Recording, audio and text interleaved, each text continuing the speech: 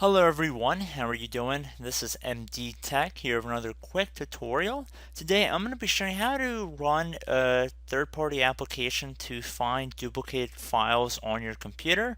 So if you're anything like me, you don't want to have too many unnecessary or unused duplicate files on your computer, especially if you already have an original file already there. So for example, if you had a lot of images, you might have duplicated over one after another. You might get that a lot.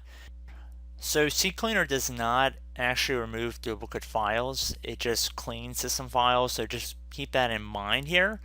So it's definitely a little bit different than the functionality of CCleaner. So I'm going to actually open up the website right here. So this tool, which is called Duplicate Cleaner, it used to be, I believe it was only a free version, and now they're really pushing the professional version. However, they still offer their free version of the software. So if you navigate over to this web page and then you left click on the download tab right near the top,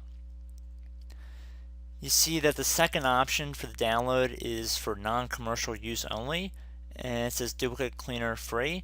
So you can left click on this download button right here. So it is a CNET download, so just keep that in mind. And it actually seems to be pretty popular. It's already had over 2.2 million downloads, 2,306 in the last week, and it's ranked number 5 in file management, so that's definitely a good sign. So it's a pretty popular tool. So we're going to start by just left clicking on the download now button right at the top. So the installation process will be very similar to most CNET or download.com products, and it's only about 5.5 megabytes as of the time of me making this recording, so it's pretty light. So once it's finished downloading, we're just going to open it up,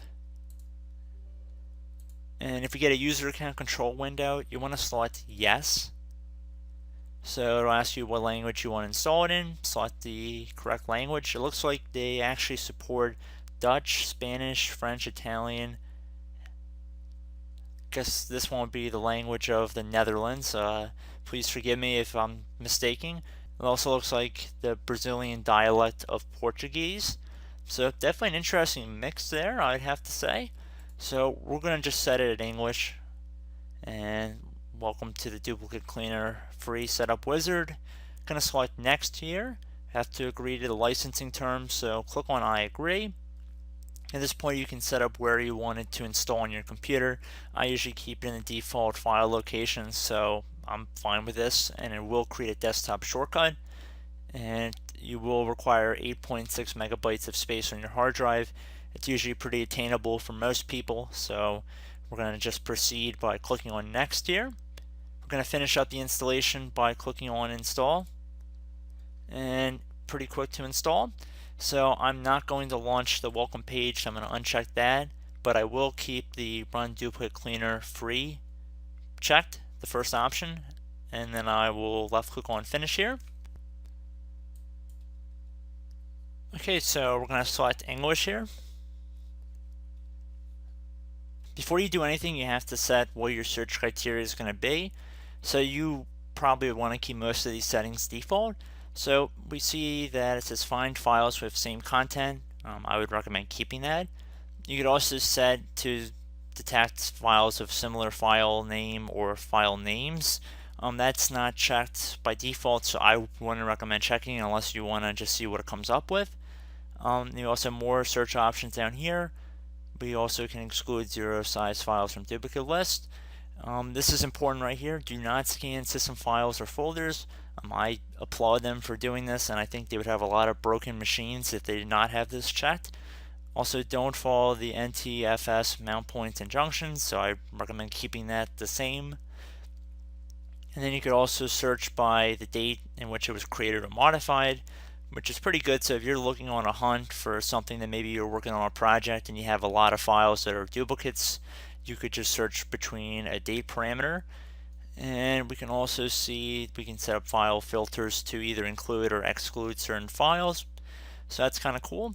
Scan locations, we can select certain areas on our computer. Please keep in mind that if we select our entire C drive, it might take a very long time to scan.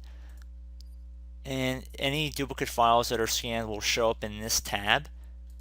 and any duplicate folders that are found will show up in this tab as well. However, we can see the duplicate folders feature is only available in the professional version. Personally, I really have not had a need to use the duplicate folders feature, so it hasn't really affected me. As long as we have the duplicate files feature, that's the most important thing in my opinion. So I'm going to select a scan location. Please keep in mind I might not actually get any duplicates here, but let's just say that I scan the entire documents folder. And then you want to left click on this little arrow to add the path to the search paths. So we just dragged it over. And it's also set to scan for subfolders. And at this point, you would just left click on this little button up here that says scan now. So just left click on that. So it says scan complete, no files were found, which is good. It did not take us very long. Please keep in mind if you have an older computer, you'll probably have a lot of other stuff also that'll show up.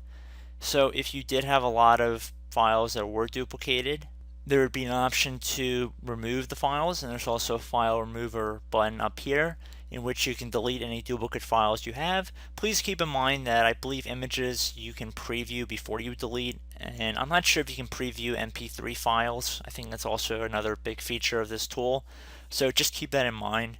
But other than that, I hope you guys enjoyed this brief tutorial, and I will catch you in the next video. Goodbye.